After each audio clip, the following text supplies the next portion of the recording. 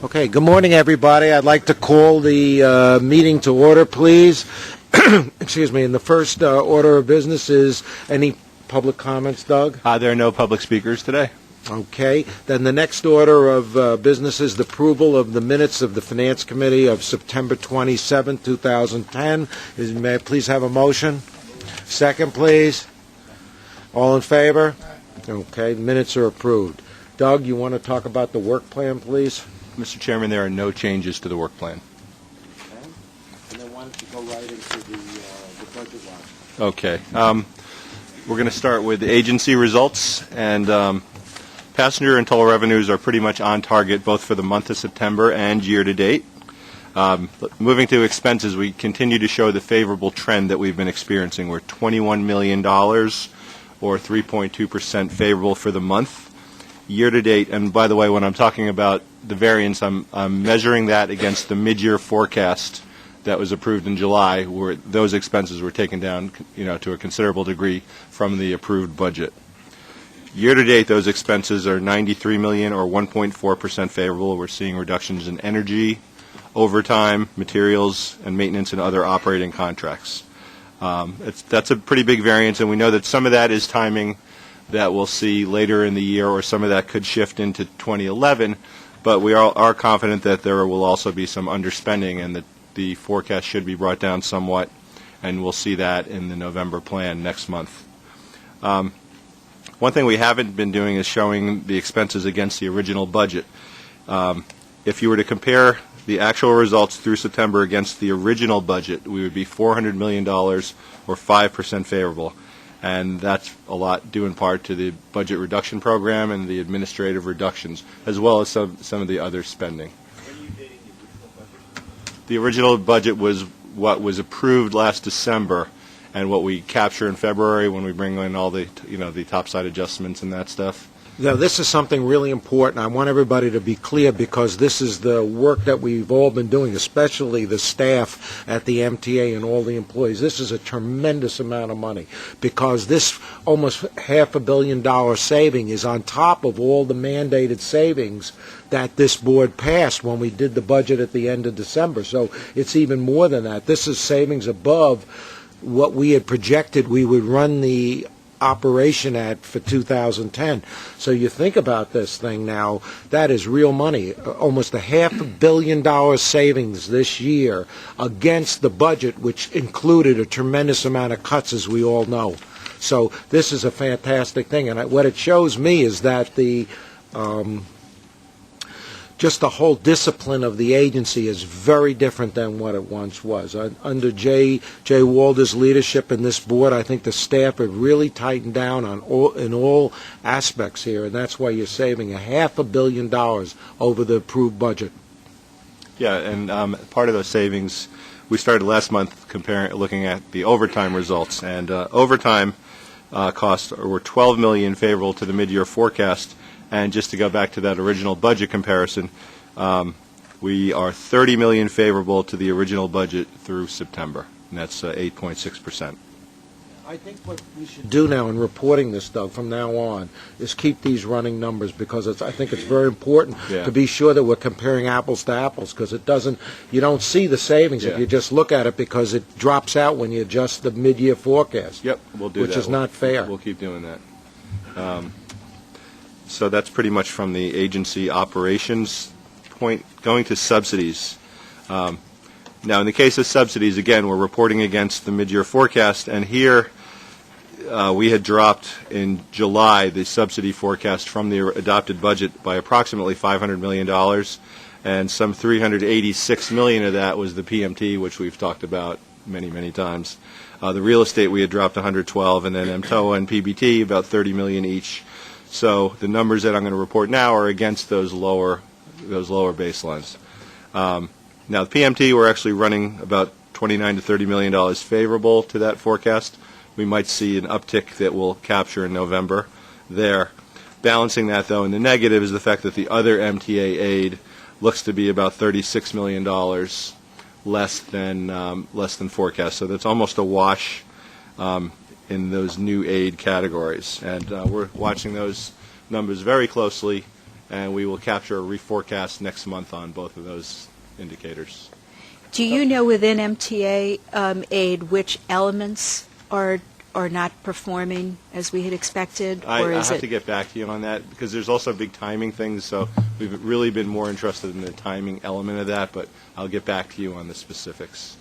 But it's fair to say, as the chairman said, that an equal allotment, PMT goes up, everything else goes down, and whereas zero is really $500 million less. Yes, that's exactly right. It's not zero less, it's $500 million less. Just because we changed the numbers in July doesn't mean we didn't start someplace in Right. December. Right. So when you add the 500 and the 500, you have $1 billion.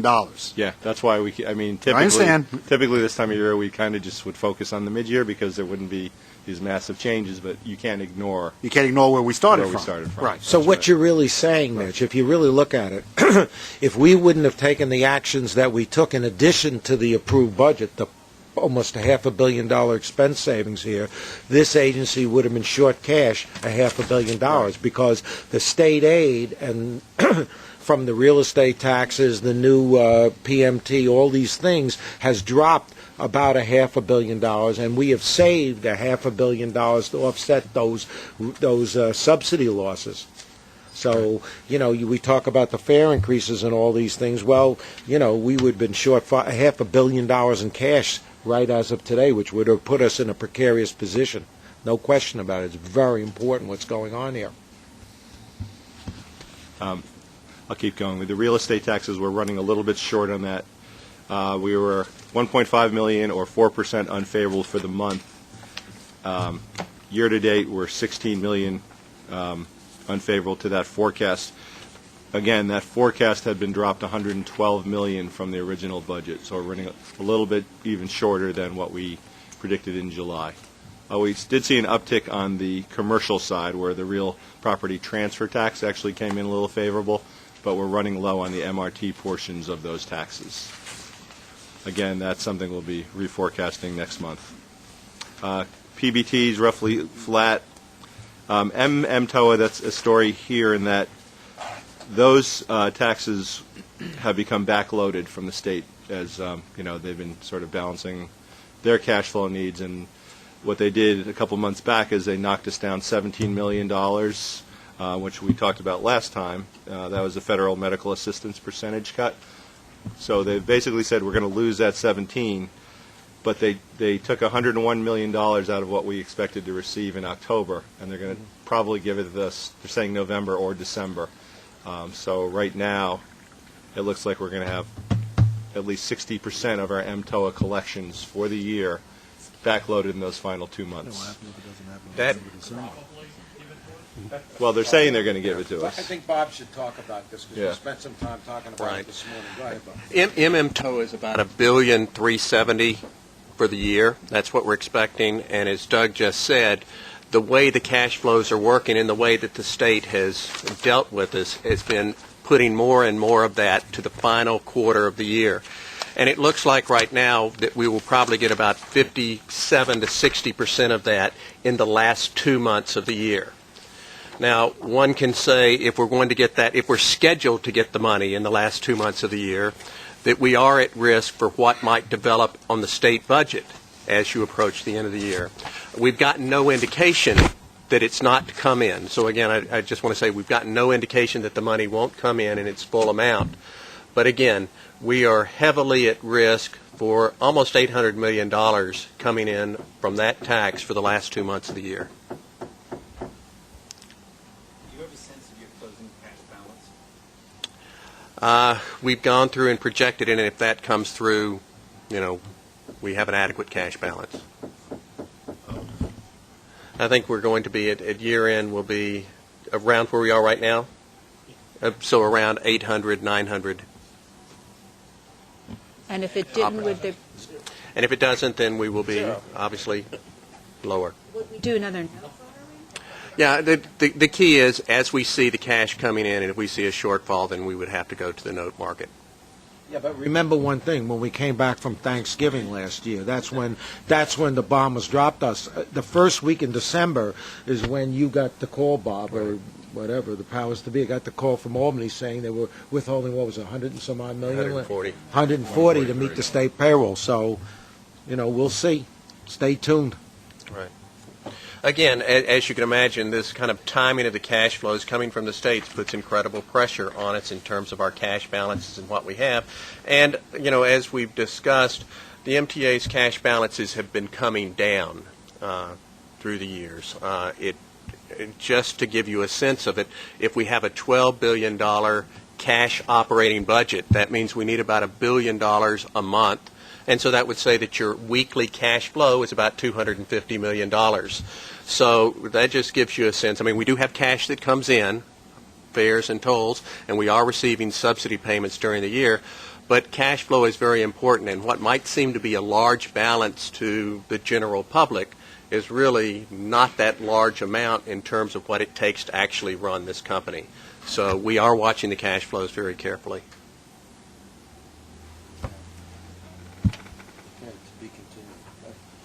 Okay, next we have Finance Watch with Pat McCoy.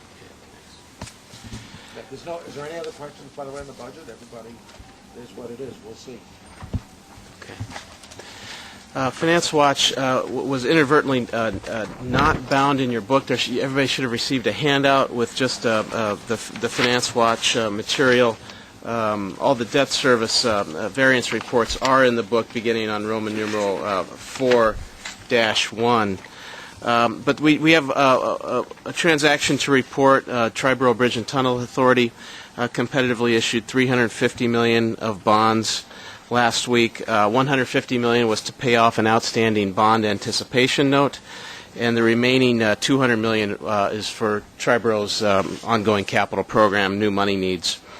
The series was structured as level debt service.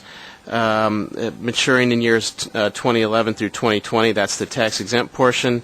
And then Build America bonds matured 2021 through 2040. Again, those just to remind everybody, the BABs, the Build America bonds, have a 35% interest subsidy that's payable on each interest payment date. We did receive confirmed ratings from all three agencies, AA2 from Moody's, AA- from S&P, and AA from Fitch. We were very pleased with the results of the bidding on the transaction. Bank of America Merrill Lynch won the bidding. They were one of 9 firms that bid on the transaction, and they bid together with Ramirez and Company and Jackson Securities. The winning TIC was a 5.09, and on the BABS portion it was a 3.399. The all-in combined TIC on both transactions, reflecting cost of issuance and everything, was a 3.44%. Any questions on that transaction? Did you explore breaking them and having 2 separate bids, one for the tax-exempt and one for the BABs? Because I would have imagined you might have gotten more than 9 bidding syndicates on the tax-exempt side. We didn't go down that route, and that's something we would certainly consider. Next time we have a combined issue where we have tax exempts with BABs on a competitive issue. We did speak at length with our financial advisor, Lamont Financial, and they didn't indicate that bidding on the whole transaction as two series would be a problem. I think getting 9 bids was a pretty good outcome. So. But maybe we we'll could be look happy into it next time, because Sure. I think there tends to be a lot more interest in the tax-exempt side, or more firms that have the ability to do it, so we might have gotten a different outcome. Sure. Mark. Did you spread the maturities evenly, each maturity, between BABs and tax exempts? No, the tax exempts par amount was 66.5 million, and the BABs portion was 280 million. Combining those two together got us to a level debt service result. And so the transaction that was advanced to the bidders was a level debt service scenario. We laid out the structure and the amortization schedule that they were bidding on. What I'm asking is, did you wait long or short on the tax exempts, for instance? Well, the tax exempts matured in the first 10 years. Yeah, they were short. I'm actually trying to. One aspect that I think that the city's experienced is that, depending on market, you don't necessarily spread the tax exempt piece and the BABS piece evenly. I mean, we've done the same thing. Of the tax exempt tends to be on the short end, and the math works better that way in terms of what the money costs you, and having some flexibility in that may be one factor in terms of why you ask for a bid for the whole deal together as opposed to doing it separately. I'm not sure if it's an overwhelm, if that's enough of a consideration to do it, but it's one thought. Okay. What was the spread to Treasuries for that BABS deal? It was approximately 165 basis point spread.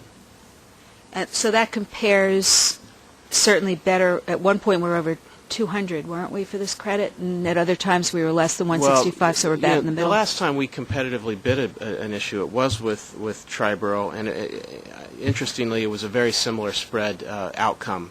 Obviously, the markets were different. This was over a year ago when we last had that competitive issue, but it was a very similar spread relationship to the 30-year Treasury for the long BAB. It was about 165 basis point spread.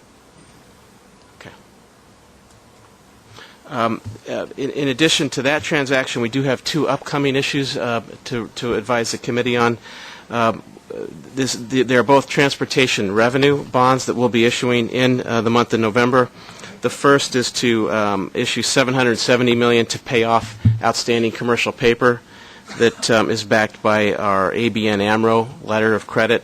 As we've talked about, that letter of credit is expiring and won't be renewed. So we'll pay off all that outstanding commercial paper with those long-term bonds. And then secondly, we have $250 million of transportation revenue variable rate bonds that have a letter of credit with BNP Paribas that is expiring. BNP is not renewing.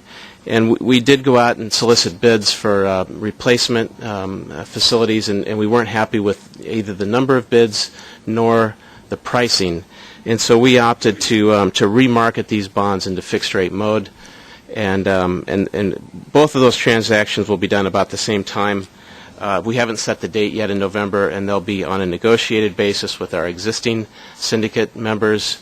Will be Citi and J.P. Morgan on that transaction.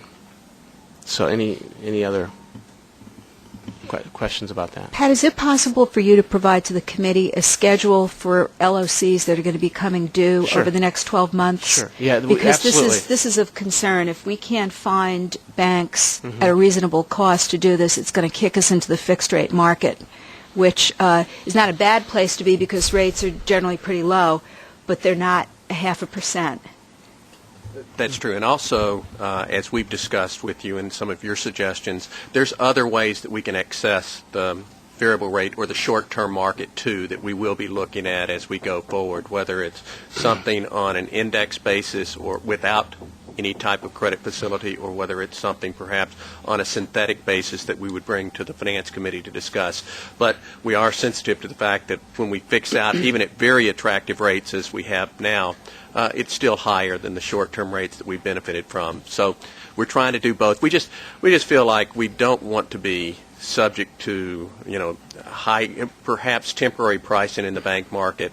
And if we know we're going to be doing a mix of fixed and variable, we'll do the fixed when it's attractive, and then seek other markets to do our variable rate. And it is critically important to have a robust commercial paper program. So I'd hope that whatever facilities we are able to get, we make sure that we have CP in place, because that's such an important all-purpose instrument for us.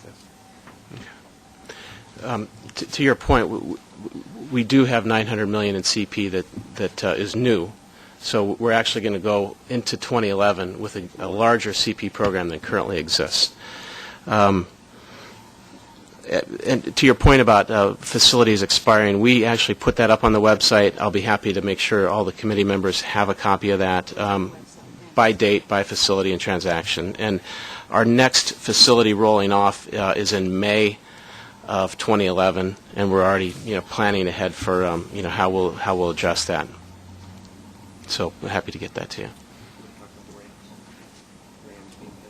Sure. You are all obviously all aware that earlier in the year we issued a $475 million revenue anticipation note backed by payroll mobility tax revenues as well as the aid trust account monies. That payment fund has been fully funded, and so the escrow is established to pay that obligation off by the maturity date of December 31st. So that we're pleased that that's all taken care of. The PMT revenues have come in as we expected in order to pay that off. There was going to be another matter to report this morning that I just wanted to advise the committee. We're still working through our underwriter RFP process. We don't have a conclusion to recommend this month, so we're hoping to have that for the committee next month. So nothing more on that. Okay. Next we have MTA Reports and Information items. First is the annual review of MTA's derivative portfolio. Right. Pat? Okay. Thanks, Doug. So this report appears Roman numeral 5-1 in your committee book. I think we're going to try to flash it up here on the screen in the meantime. This is a report that we give to the committee annually to update what's happening with respect to our swap portfolio. On page 1, you see a pie chart here reflecting a composition of our overall, all of our portfolio, all credits outstanding, $29 billion. The bulk of it, nearly 77% in fixed rate mode. What we're going to talk about today is the red slice here, $3.1 billion. Hedged variable rate bonds, about 10.6% of the portfolio. And then you see the other categories, unhedged variable rate, $2 billion, mandatory tender bonds, $890 million, and then, of course, commercial paper. The reason you see the 750 number, it reflects the full 150 of the ABN AMRO facility outstanding plus $100 million of our new facility outstanding, and we've since increased, we've issued some more paper under the new facility, so that's a little bit larger now.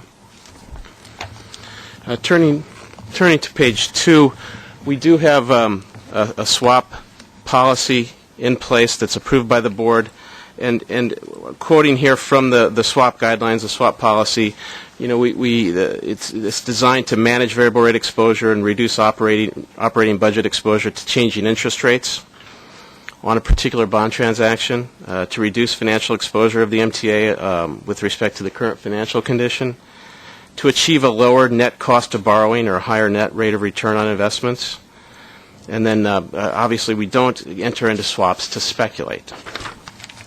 Turning to page 3, our guidelines do require prudent credit protection with respect to use of swaps. A swap is a contract between two parties and binding each to the other to make payments, usually for a long period of time, and our swaps do go out for long durations. So we're exposed to the counterparty of our partner in this, and as they are to the MTA's credit. We manage and mitigate credit exposure by diversifying counterparties that we work with.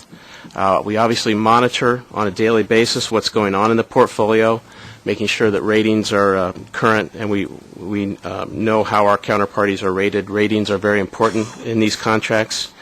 We only allow experienced counterparties with credit ratings in the top 3 investment grades. That's A or better for swaps of 10 years or less. And then for longer dated swaps, those counterparties must be in the AA or better categories. Collateralization is required to secure counterparties' payments, and typically we are not a collateralizing counterparty in those trades. There are some where we do have that requirement if our ratings go below the BBB category. In all of our contracts, we have the right to terminate the agreement if the ratings decline below investment grade, and at any time. Termination payments are generally not triggered unless a party is in default or bond ratings fall dramatically. And I think the most recent example of that situation occurring was with the Lehman Brothers bankruptcy. You may recall that we negotiated for a lengthy period of time with the creditors committee on those contracts and ultimately did make a termination payment, but it was measured in about 53 cents on the dollar in that case of what our overall exposure would have been. Pat, that last point is very important. Termination payments are not generally triggered unless a party is in default or bond ratings fall dramatically. Mm-hmm. That's their bond ratings or our bond ratings, correct? Well, certainly. It can be theirs or ours, yes. And in order for a counterparty to be able to terminate one of our swaps, which in this environment would not be a good thing for us, right, what could our ratings fall to in order for that trigger to occur? What would MTA's rate? Well, it's each contract is a little different, but generally it's generally in the BB to BBB category, where termination rights would start to be invoked by the counterparty. So if our, God forbid, transportation revenue bond credit fell to a BBB category, they would some of the contracts would have a termination right associated? That's right. That's pretty scary. Yeah. Okay. Enough said. Yeah. Okay. Thank you. Our portfolio of outstanding bonds does have $3.1 billion that are swapped to synthetic fixed rate mode.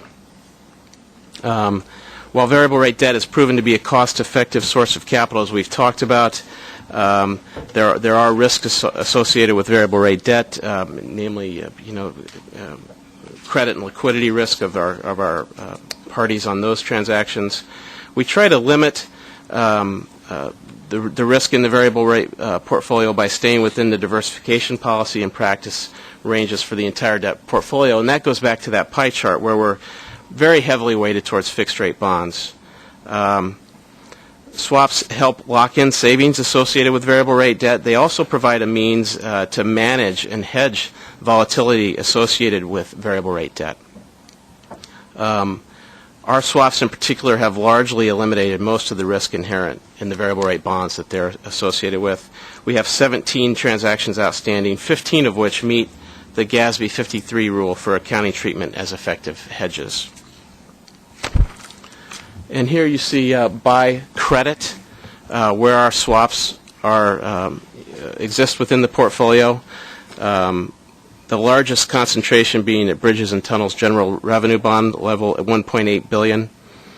And then you see the mark-to-market currently as compared with where the mark-to-market was at the end of Q3 last year. And you see the change. So the total mark-to-market as of the end of the third quarter was $606 million compared with negative $432 million a year ago. This represents a theoretical replacement value if those transactions were to need to be replaced or terminated. This is not obviously a situation we're in with respect to any of our swaps right now. But could I just draw the committee's attention to something? That $606 million, which is worse than it was when we looked at this time last year at 431. And if you look at the transportation revenue credit, this means that potentially, I'm not saying absolutely, but potentially, if our ratings were to fall into a BBB category rating, the counterparties could have the right to ask us to terminate the swap, in which case we would have to pay $215 million to those counterparties in termination payments if all of them required us to terminate. Yeah. And that could be either funded by going into the bond market and borrowing for it, which of course Correct. has added expense, right. Or it means dipping into money that quite frankly we don't have to pay it off. Mm-hmm. This is one of the reasons why this product does have some risks I understand you've articulated those on a number of occasions, and it's true. There are risks that if our credit rating does fall dramatically, and we're talking about several notches downgrade that we would have to endure before we were into that situation. But again, we're spreading the risk across the portfolio in our different credits. We're in nearly every situation we have. We've negotiated asymmetrical terms with the counterparties where really we're in a more favorable position with respect to those rating thresholds that exist in the credit support annex and in the ISDA documents. But you're highlighting a concern that does exist. In the transportation revenue category, what is our current rating? We are rated solid A from all three agencies on that credit. The ratings have remained stable. So, and that's been those ratings have been stable really since the debt restructuring. I think we had I think there might have been one downgrade in 2004. I can get the ratings history for the committee, but okay.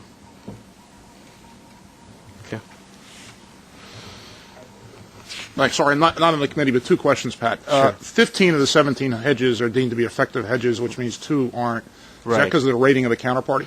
No, when we had the market dislocation that started in 2008, some of the variable rate bonds we had outstanding had failed insurers on them, and we had to restructure some of the underlying variable rate bonds, and so we had to take some swaps and move them around from a series of bonds that were either going to be fixed out or refunded, and move that swap to another set of performing variable rate bonds.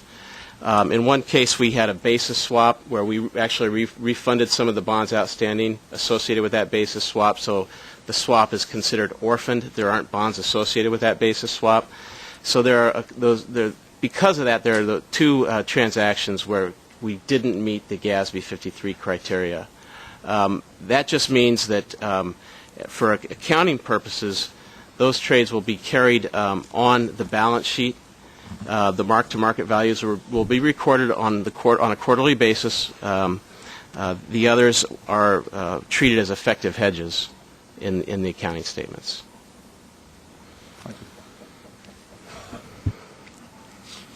Okay.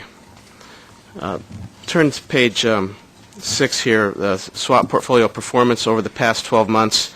What we're trying to show here is basis, and basis is a risk associated with having a variable rate bond that pays a changing rate either on a daily or a weekly basis, and a receipt that we receive from the counterparty either on a similar basis. And with dislocation in the markets, we're going to have some basis cost in the portfolio. And here you see that the variable rate we received was $5.2 million. Over the past 12 months, and the variable rate we paid was $9.8 million. That difference is what we would call basis.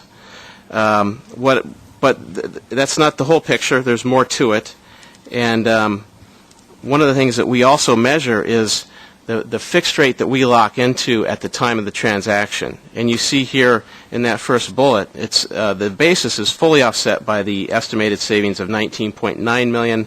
Resulting from the lower fixed rate on the swaps versus the conventional fixed rate bonds, had we entered into a fixed rate bond transaction on that day.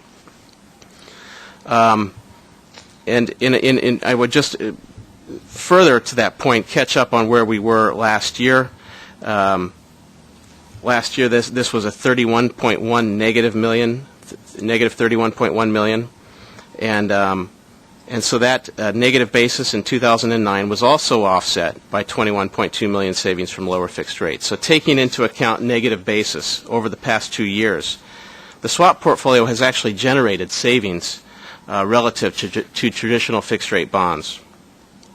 As we report here, the variable rate market continues to heal, and we're continuing to manage the program effectively. We're actually working with our swap advisor to do just that, actually to go back to inception and look at every trade since inception. My gut says we're going to probably be in a net a positive place, but that's as far as I want to go with it until I actually see the data compiled that way. Page 7 just gives you a breakout by counterparty where our risk is in the portfolio. Our largest concentration of swap activity was with UBS, secondly by JP Morgan and Citigroup, and down the line. And you see the concentrations expressed in dollars and percentages, as well as the current mark-to-market relative to that particular counterparty. So we're showing it to you different ways, by credit and also by counterparty here. And obviously the story that we're paying quite a bit of attention to is the number 8 on this list is Ambac Financial Services with, very, very poor ratings, CAA2, and then effectively not rated by the other 2 entities.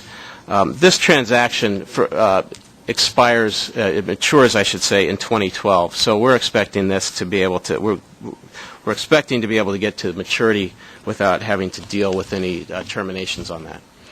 One note on this page, I see that what you'd said earlier is that you want to deal with counterparties whose ratings are AA or better if we're going to do long-dated swaps, 30-year swaps. Right. Right now it looks like we only have one counterparty among all of them that has AA ratings or better, and that's BNP Paribas. Everybody else is split rated. Right. Well, and that policy speaks to ratings of the counterparties at the time we enter the trade. Mm-hmm. If we enter into a 20 or 25-year trade with a counterparty and their ratings subsequently decline below our policy threshold, but still within the framework of the underlying ISDA, then that's the condition we have here.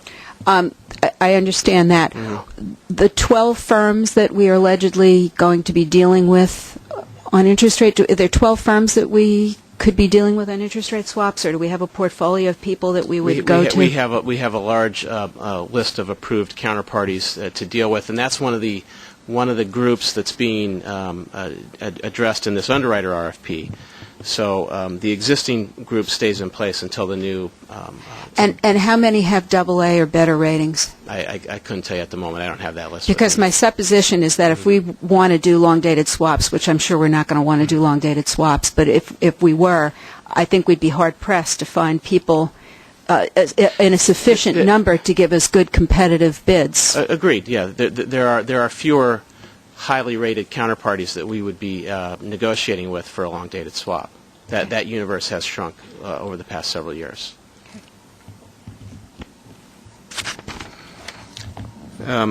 Last page here,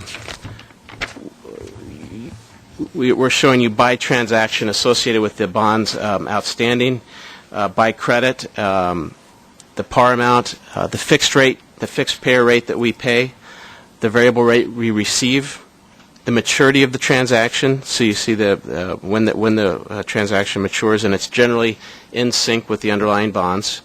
And then, of course, lastly, the mark-to-market value on that transaction. Again, just a lot of data to absorb. I'm happy to take any questions about the swaps outstanding, about the report. Okay. Thank you.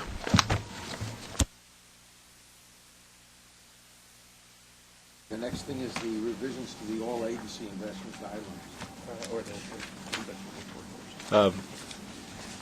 Semi-annual investment. Information is the semi-annual investment report.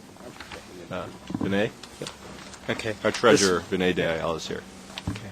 This is starting on page Roman 519 is the performance on the regular cash management function here at the MTA. Just to highlight a couple of things here, our portfolio return on funds managed by us is about 0.3%, compares favorably to the 6-month Treasury bill yield of 0.19%. And then the remaining pages give you more statistics on the portfolio. I'd be happy to take any questions. Moving to action items, we have swap novation. Pat McCoy's going to talk about that. Not finished with swaps yet. So on page 5-29 is a staff summary seeking authorization to deal with our outstanding swap with AIG. So just to refresh, AIG is counterparty on a transaction that has a notional amount of $100 million. It's 2.4% of our overall portfolio. Current negative mark-to-market of $21 million. AIG has approached us, and they would like to get out of this transaction and novate it to another counterparty. And Chairman Frasca, as you requested, we're not doing any changes on any swaps, whether they be terminations or novations like this, without board authorization. So we're seeking board approval to find a highly rated counterparty to novate away from AIG. Mechanically, this will involve simultaneously terminating the trade with AIG while we lay on an identical trade with a new counterparty. Ideally, that it would be costless to the MTA. And the outcome obviously would be better because we'd be dealing with a better rated counterparty than AIG. But again, we wouldn't do that without board authorization, and that's effectively what's described here in the staff summary. Would it have to be a AA counterparty? According to our policies, I would think if it's... According to our policy, this would have to be a AA counterparty, yes. So there is a chance that maybe we'll find a AA counterparty, of which there are not too many, that's willing to not make us pay something to move the swap over. That's the hope. That is the hope and the expectation, absolutely. And the expectation. Why wouldn't AIG pay for it if this cost involved if they want to be out? Well, again, that they may indeed do that. Until we go down the road and start talking and with those firms, it's hard to sense. But again, AIG's approached us. They want out. They can't do that without our consent. So. Right, and they have recommended a candidate to us. That is a AA counterparty, and that we would begin speaking to. We have not, until we have the board authority here, we do not want to start talking with the counterparty. We need a motion and a vote, yes. Second, please. All in favor? Now you can go talk to them. Next. Thank you. Next is one more action item, revisions to MTA all-agency investment guidelines. Vinay is also here to talk about that. Okay. Just to highlight, the current guidelines were adopted in 2003, and this set of changes is basically housekeeping changes.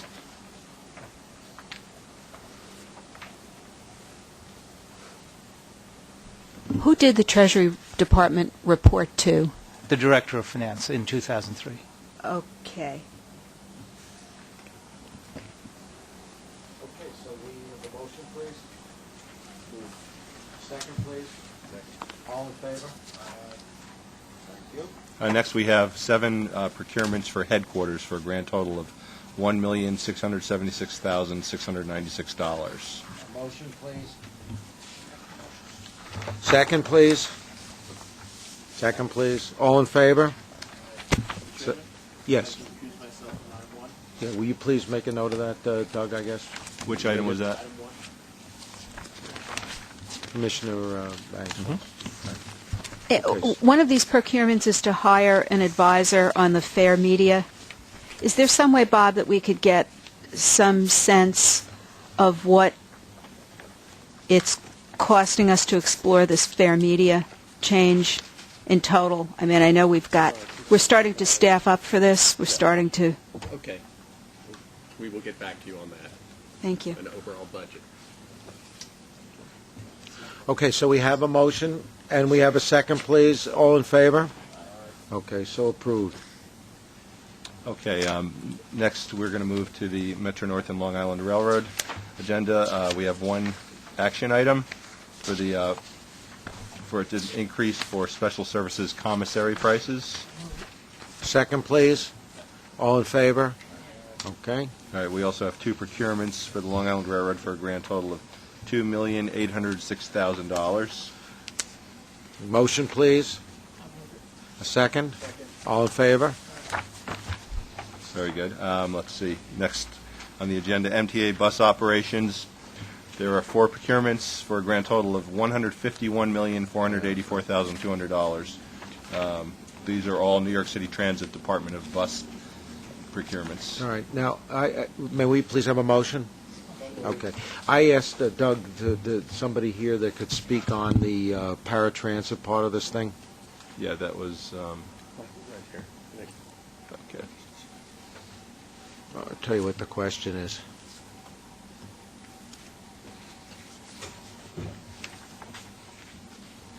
Good morning. The question I had, and I don't know how my fellow board members, they may have some additional questions, but these are 2 very large procurements, and I know that our policy now has been changed, and is in the approved budget regarding the destination of drop-offs of some of these paratransit things, and I wondered if you could just give a report how this coincides with our current policies. Sure. There are several different initiatives that we're pursuing in paratransit to bring down the overall cost of the operation. One of them is to increase our use of taxis and vouchers, which is substantially less than the carrier-based transport we use now. Another one is to utilize the fixed route system where we can, where people could either use it for their complete trip or part of their trip, which we call a feeder service, where we would pick somebody up, say, at their house and bring them to a fixed route system to complete the rest of their trip. Is this these procurements are part of this implementation? Could you explain to us, and where does that implementation stand now? These procurements are basically renewals and a little bit of an expansion to the car contracts that we utilize now. And it supports our initiative to move from the high-priced carrier-based systems over to the car-based systems, which are substantially less money. This will give us additional scale. And we have other initiatives that are going to supplement this that are going to even bring our ability to move passengers onto that mode of transportation even higher. Has the new policy changed where we bring the passenger to the mass transit destination? Has that been implemented yet? That has been implemented on a small-scale basis where we've done, I would say, about 6,000 of those since May. To year to date. However, we're awaiting software which is going to enable us to do that on an automated basis. Part of that software was installed on October 15th, and that would allow us to identify trips that could be completed by, let's say, by a bus from origin to destination. The second part of the software, which will be installed towards the end of the first quarter of 2011, will allow us to do the feeder portion of it, where we pick somebody up at their house and take them to a fixed route system. So full implementation will be next spring? Is that what the plan is? Because the reason I ask, because it's in the budget. Full implementation, we will begin full implementation around the first quarter of 2011, and we will be phasing that out and ramping that up for the remainder of 2011. So somewhere towards the end of 2011, we should be fully into utilizing that service. Okay, so we have a motion, a second, please, and a vote. Could I just ask that as we go through this, it be noted for the record that the various proposals, such as this one, have in fact been approved and by the relevant committee as a part of the background for the vote at this committee? And then this one, we discussed this one at length in the last committee. Sure. Next would be bridges and tunnels procurements, and we have 2 non-competitive procurements for a grand total of $7,081,952. Motion, please. And a second, please. Please. Okay. We got a second. All in favor? Okay, pass. You know, guys, this is very strange to me that this committee, in my view, relies on among other things, the referral of the relevant committee when it takes its vote on a particular subject. And the idea of voting on a contract which is in the territory of a particular committee that isn't this one, before that committee has acted, doesn't make a lot of sense to me. Well, but the only thing is, all we're really doing, all we're doing is passing this from the Finance Committee to the Board. If the committee doesn't pass it, it's not going to go to the Board. In other words, I don't think Is this that clear in committee- the resolution that we're voting on? I don't think this I is don't the think so. final. If, for example, if Bridges and Tunnels wouldn't approve this, if Bridges and Tunnels wouldn't have approved this procurement at their meeting, I don't think it would be brought to the Board. Isn't that correct, Rob? Let's have Jim speak to it. Okay, yeah, good. It's going to basically cause the committee vote don't mean I don't think that restriction is specifically expressed in the staff summary resolution, but I think it is traditionally been the practice that if a matter is not recommended by the committee, then there's a discussion with the chair of the committee and the chair of the board. And in my experience, it's been extremely rare for a matter to be brought to the full board. I guess I would ask that it be explicit in the actions of the Finance Committee that where a committee has not referred an approved contract to us for transmittal to the full board, that our approval be at least conditioned on the approving vote of the referring committee. And I quite honestly, as a matter of practice, would be a whole lot happier if we were only asked to approve at the Finance Committee matters that had already been considered and referred by the specific committee in whose territory the matter lies.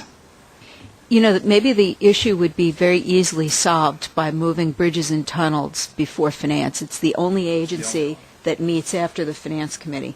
And it means, you know, a longer wait for us to get to Finance, but I think it's important to do that. I think this is a little strange.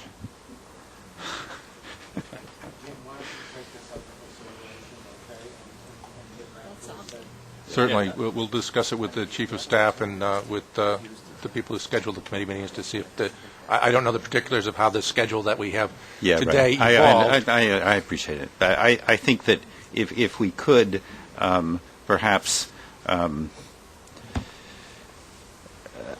would move that we amend the resolution before us for the approval of the bridge and tunnel matters such that it would be conditioned on the approval of that committee. Second.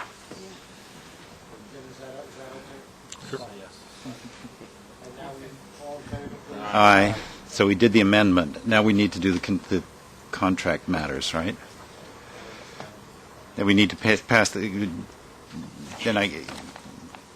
Well, as amended, right? It's the two non-competitive procurements totaling $7 million. So we move that. Yes. Second, please. Second. All in favor? Aye. Everybody happy? I wouldn't go that far. No, we have New York City Transit next. Five procurements for New York City Transit, 2 non-competitive and 3 competitive, for a grand total of $237,335,670. A motion, please. And a second. All in favor? Real estate. Yeah, there's nothing for FIMTAC, and the next would be the real estate portion of the meeting, and Jeff Rosen will take over from here. Thanks, Tim. Thanks, Mr. Chairman. Hi, everybody. We have 8 action items for your consideration today.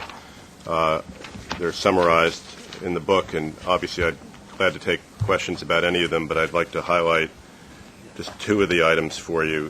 The first is a Grand Central matter. Just to note to you that since this board adopted new guidelines last November, we have not had an occasion yet where we've recommended to you a proposal other than the high bidder, if you will, on guaranteed base rent.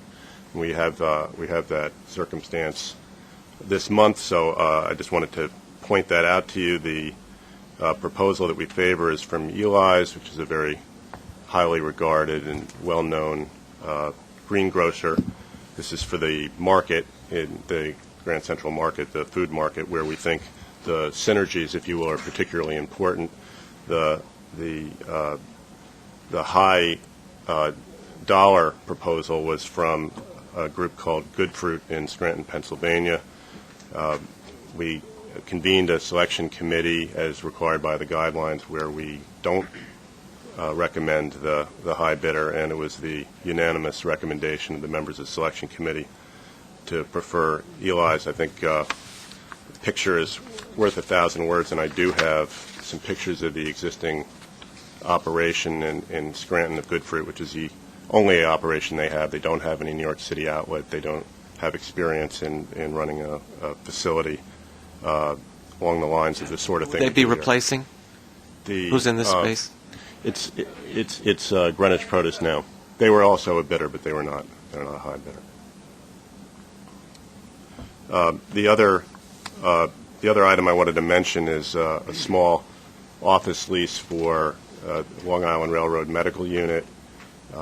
We're reaching out to schedule briefings for interested board members with respect to our office utilization and strategy generally, but we've been at some pains of late to try to avoid entering into new leases and to see whether we can't consolidate and shrink and make more efficient use of owned facilities and so on. But in this particular case, and indeed we held this back for a month as we looked again at the costs of possibly fitting out some space at Hillside for this medical unit use. But on consideration, it's our determination that it would be cost effective to lease this space, which is in a medical condominium building and has already been purpose-built for medical use, so that if we were to start from scratch at Hillside, it would cost substantially more to build it out. As it is, this facility has been at 173 Mineola Boulevard, where the landlord was not able to offer us condominium space, and by moving to 300 Old Country Road and into a condominium building, we're going to be in a position to avoid real estate taxes at a savings of some $54,000 a year. So I'd like to ask for your approval of that and the other items. Mr. Chairman, the only thing I would say about... Oh, I'm sorry. Jeff, go ahead. I just wanted to know the difference in the price between, you recommended the Eli's when someone else came in higher, what the difference was. It's using a discount rate of 6%, which arguably isn't appropriate in this case, and giving full credit for the base rent, which we don't, because we think the Good Fruit proposal is high relative to anticipated sales. It's about $90,000 present value over a 10-year period, and which is significant, which is the reason I'm highlighting it for you. But we really think there's no comparison between the two operations, and the guidelines do authorize up to 30% of the score be attributed to projections of indirect economic value. Such as what? Like, what did you use in this case in order to make that determination? It's a question of the anticipated impact on the business of other people in the market, our ability to attract other. But it's the same business. We're not talking about different businesses, right? I mean, the issue really comes down to signage, name yes recognition. And no. Well, let me pass this around, and I'll show you what I'm talking about. Could you also tell us what the spaces are that they're going to be occupied? I'm trying to visualize which. I know it's in the market, but which part of the market Nancy, is it? Is it close to Lexington? Is it the greengrocers at the end? Right.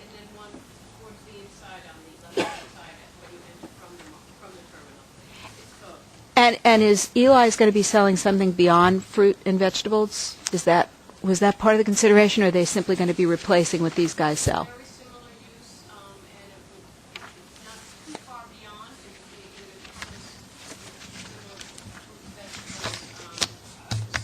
Vegetable-based soups, but it is on other soups. Because Eli's is not the cheapest guy on the block. I mean, it's a wonderful. I could probably count 5 pounds on my frame from Eli's, but it's not a cheap purveyor, and I never thought there was an issue with the quality of the guy that was there. We're selling fruits and vegetables. It's not really Well, Doreen, huge. to some extent this is subjective, but I think the certainly the market as a whole is being positioned as a gourmet market and not just as a place to pick up some fruit and vegetables like you might get at your neighborhood grocery store. That's what I use it for. Did you have any conversation with Good Fruit? As to, I mean, you have a picture, you have their picture, you don't have pictures of Eli's. I guess I have two questions. One, did you have any conversation with Good Fruit about this question? And two, the third bidder was where? Just to get a sense of scale on that 90,000. The third bidder, Greenwich, was at the same level as Eli's, which is commensurate with the projected rental value of the space so why are you throwing them out and taking Eli's? Because you think they are glitzier somehow? I mean, how do we know? At the margin, I think the members of the committee feel that the Eli's name is recognized in the public and adds some prestige to the market, but only at the margin. They've been there now, right? No, Greenwich. No, Greenwich is there now. You said they were the third one that came in the same amount as Eli's. Right. We just they made their breaking point and all that sort of stuff in Central Market because they were outbid, and now we're not doing that. I mean, something's wrong. Well, Andrew, I'm very happy to understand what you're saying. I just recall conversations where existing tenants have been ousted because somebody paid more, tenants that have been there for years, and now somebody is offering more and we're not taking it because of, I guess, name recognition of Eli's, I guess is. Actually, we're knocking out an existing tenant to take another tenant at the same price, and both of them are bidding less than somebody else. Exactly. That's correct. And it's the same product, right? I mean, it's fruits and vegetables. You haven't asked, did you talk to Good Fruit about the fact that you didn't like the fact that they were keeping their corn ears in cardboard cartons? You wanted something fancier as a bin? I did not personally do that. I believe Nancy did that.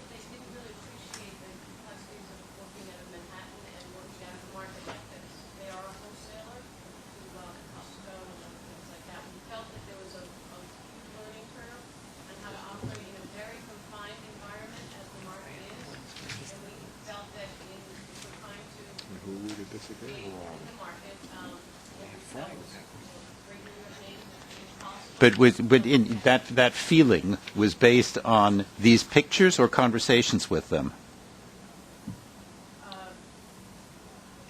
Conversations and these pictures and just where they're at, their general makeup. What about the current use now? I mean, why were they deficient to not receive the renewal? How'd you can Greenwich and take Eli?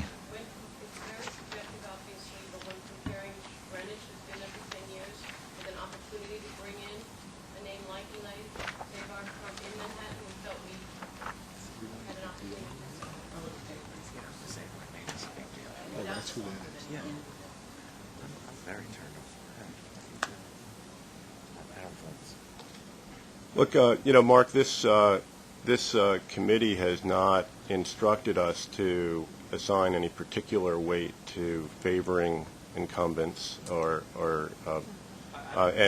that, I mean, I think certainly,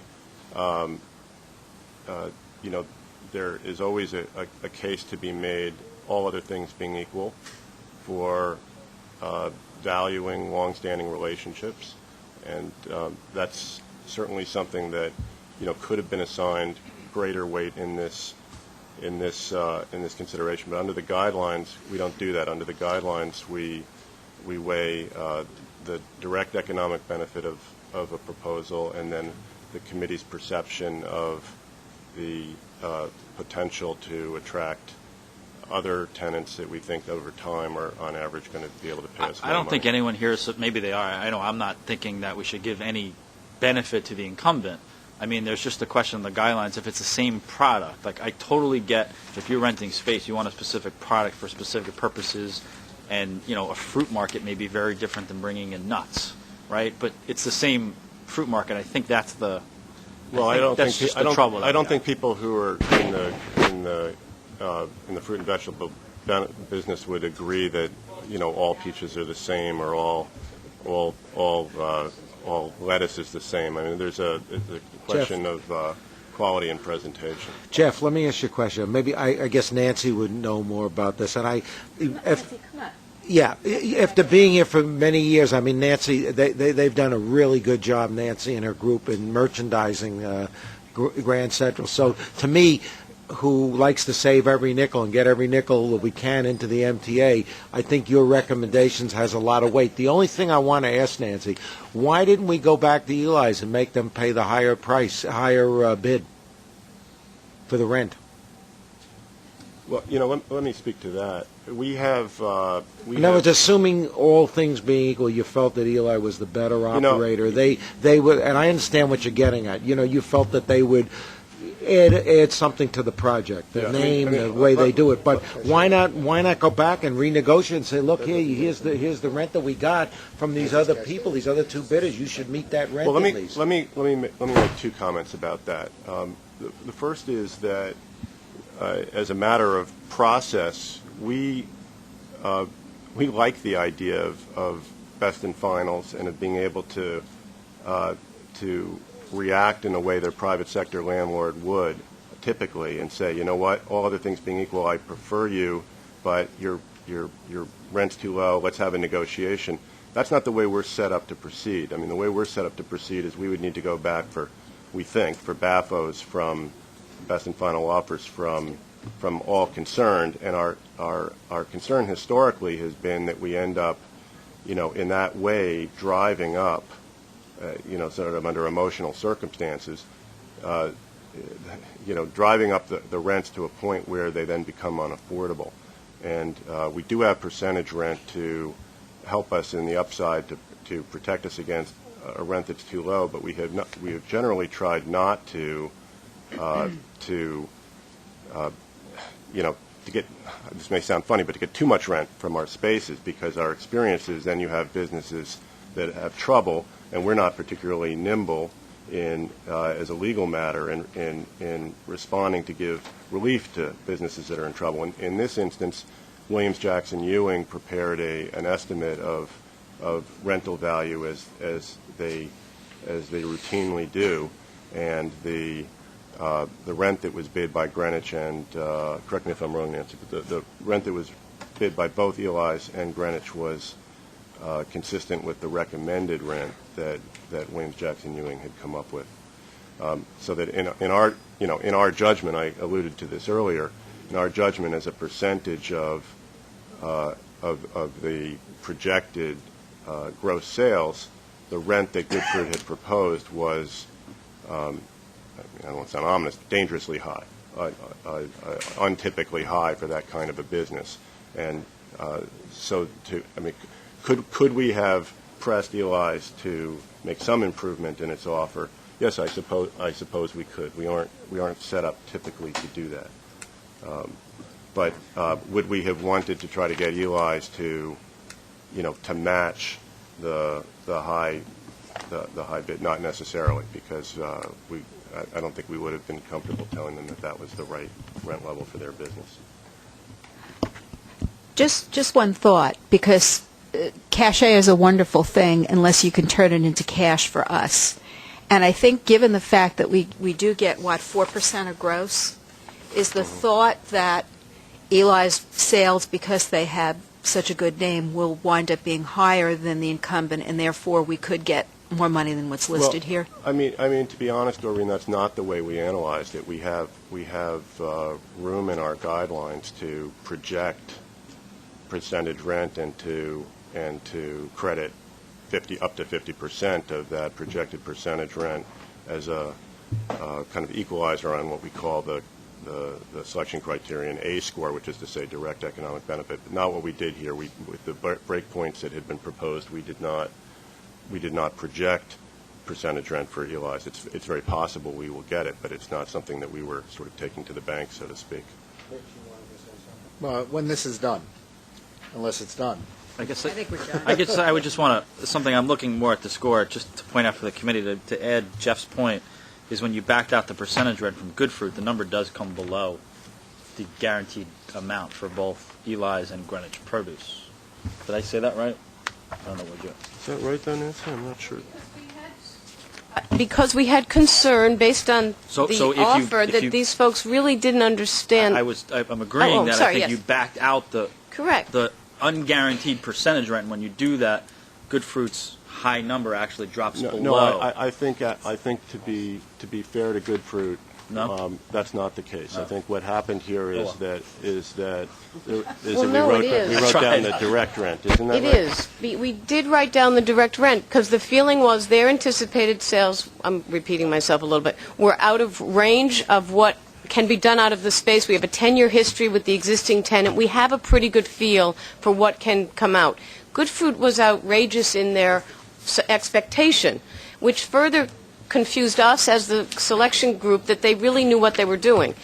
And so we therefore, as the guidelines show we gave a percentage deduction to their offer, and then it does change. Right. Correct. With respect to base rent, not percentage Correct, rent. yeah. But otherwise, we're saying That's the same why I thing. Was there, Nancy, were you dissatisfied with Greenwich? I mean, was there something there that...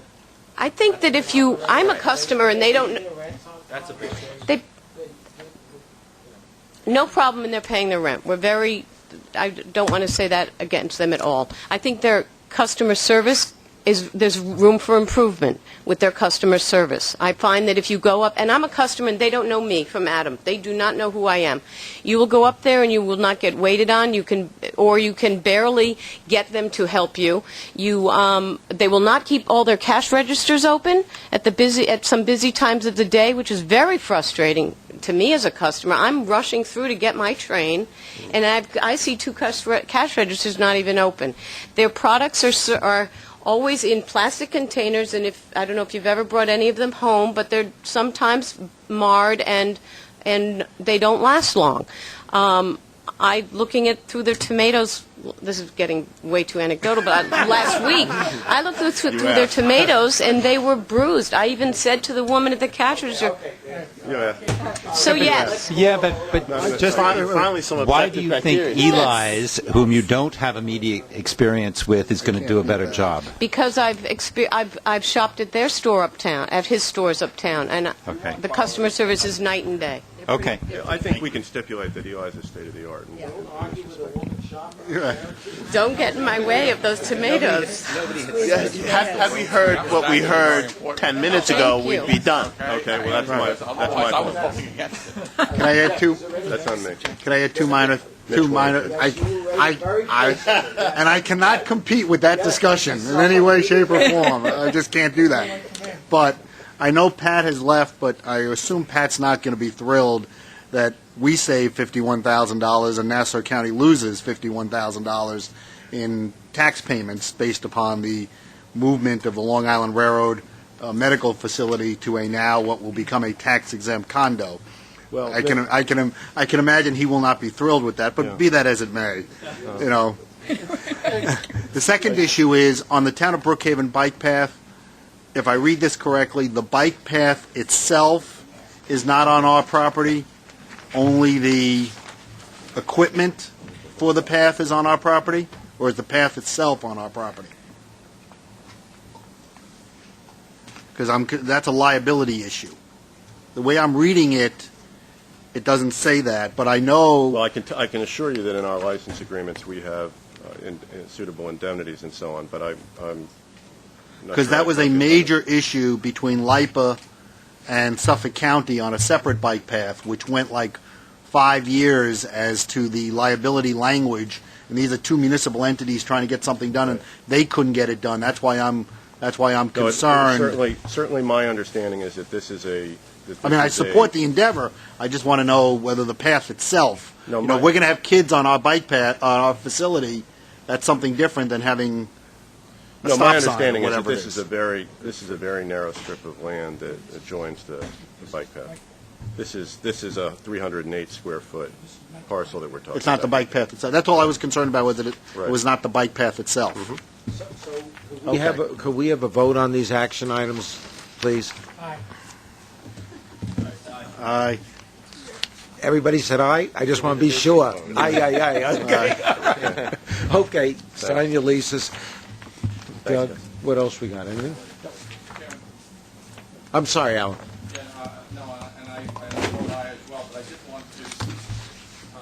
Just make a quick comment that I do think that existing customers deserve a certain element of loyalty, and that is something that the committee should be taking into consideration when negotiating with them. And secondly, I think that the discussion that we finally had actually gave me reason to support this as opposed to not support it, since we were passing over an existing customer and all things weren't equal, despite the fact that price may have been equal. So thank you. I'd like to second that thing on the question of if you have an existing tenant and it looks equal with somebody proposing, you basically have an experience with somebody that they are in fact capable of running an operation in your space. And it seems to me that all other things being equal, that's a plus. No, that's absolutely the case, and I would add that I think that we are permitted to and do take into account our experience with an existing tenant for two purposes. One is to assess the viability of their business plan and their ability to follow through and generate the base rent that they promised to pay.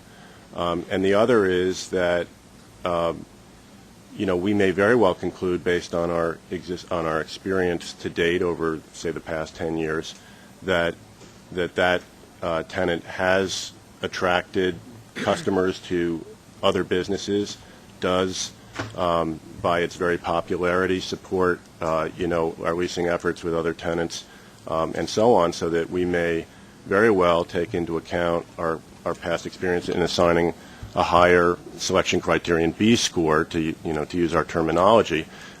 In this particular case, that wasn't the way the selection committee members saw it, and I again, I would stress that the guidelines require that we go to a three-person selection committee whenever any of these sorts of more subjective considerations come into play. Okay, so now we need a motion to adjourn our meeting, please. Second. All in favor? Thank you, everybody.